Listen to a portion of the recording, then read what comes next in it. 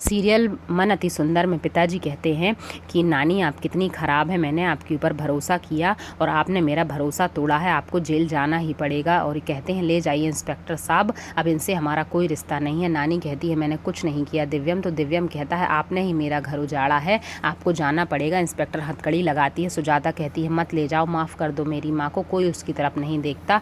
वह बोलती है मैंने तेरे लिए सब कुछ किया है। तो दिव्यम कहता है मेरे लिए किया है तो मेरी पत्नी को क्यों दूर कर दिया, मैं उससे दूर नहीं रह सकता, मैं उससे बहुत प्यार करता हूँ।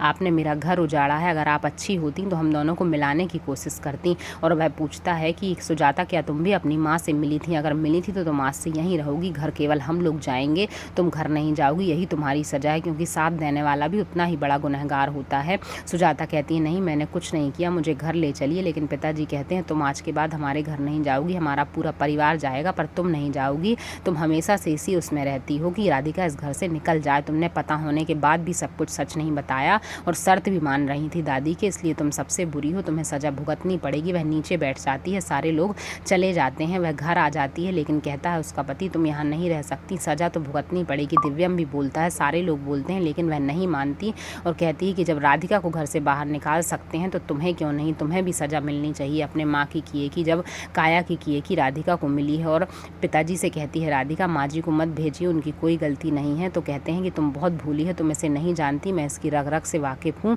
यह हमेशा बुरा करने में लगी रहती है सबके। आज तो यह घर के बाहर रहेगी, अंदर नहीं जा सकती। माँ भी कहती हैं कि मैं भी इसी पक्ष में हूँ, अंदर नहीं जाएगी सुजाता।